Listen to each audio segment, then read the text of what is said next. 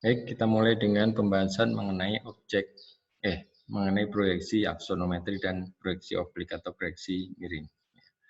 Itu salah satu kita bahas terlebih dahulu yaitu proyeksi aksonometri.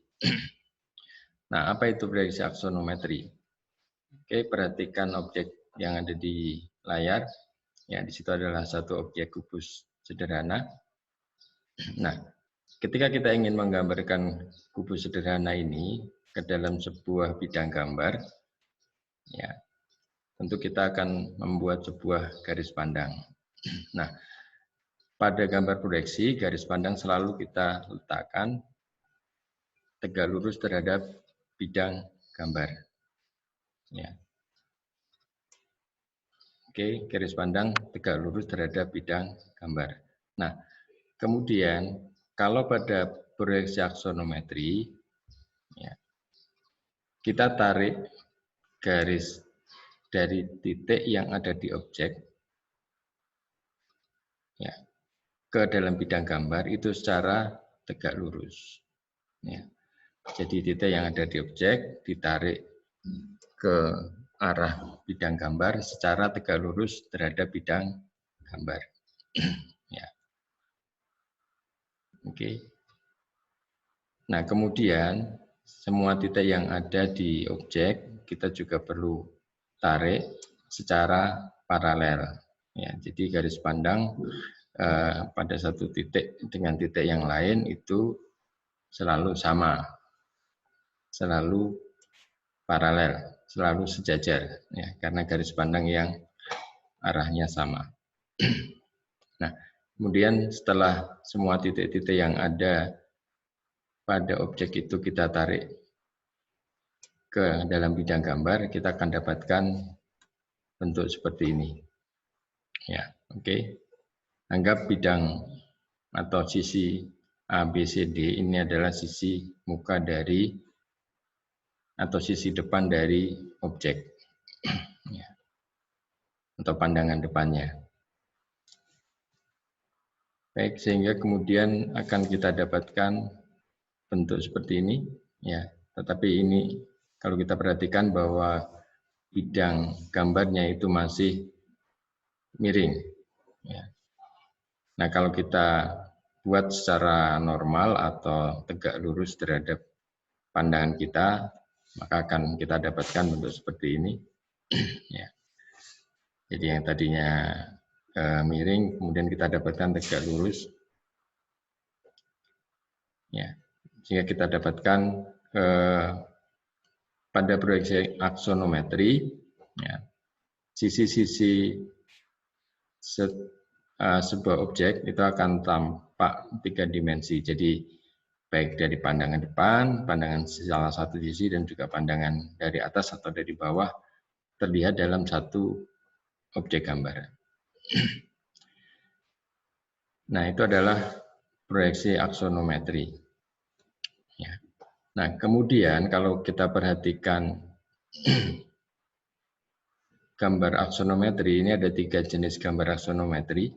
Ya. Yang pertama adalah isometri atau gambar isometri. Yang kedua adalah gambar dimetri. Yang ketiga adalah gambar trimetri. Nah, apa perbedaan ketiga jenis gambar aksonometri ini? Oke. Pada gambar aksonometri ini, ya, kita memiliki 3 sumbu sekaligus, yaitu sumbu arah X, sumbu arah Z, dan sumbu arah Z.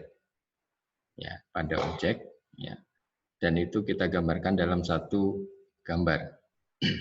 Nah, pada gambar isometri, ya, ketiga sudut yang dibentuk oleh ketiga sumbu, ya, sumbu X, sumbu Y, sumbu Z tadi memiliki besaran sudut yang sama. Ya. Jadi misalkan ini adalah sumbu X, sumbu Z, dan sumbu Z dari objek, kemudian misalkan besaran sudut A itu yang dibentuk dari sumbu X dengan sumbu Z, ya, sumbu X dengan sumbu Z, itu adalah besarannya A. Kemudian antara sumbu Z dengan sumbu Y itu besarannya B. Dan sudut yang dibentuk antara sumbu X dengan sumbu Y itu adalah C.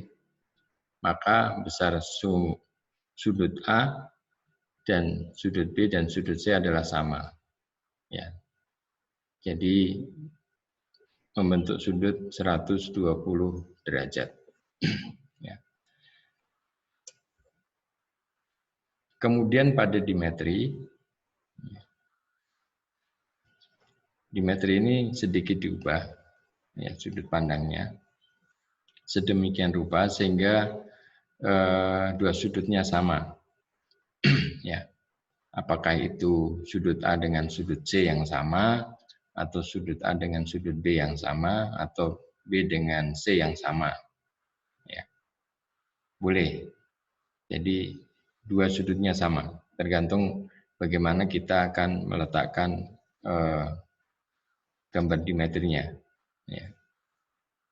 Apakah akan dibuat memiliki sudut yang sama pada sumbu X, ya, artinya sumbu X dengan sumbu Y besarnya C tadi, ya, itu sama dengan sumbu X dengan sumbu Z yang besarnya sama dengan A tadi.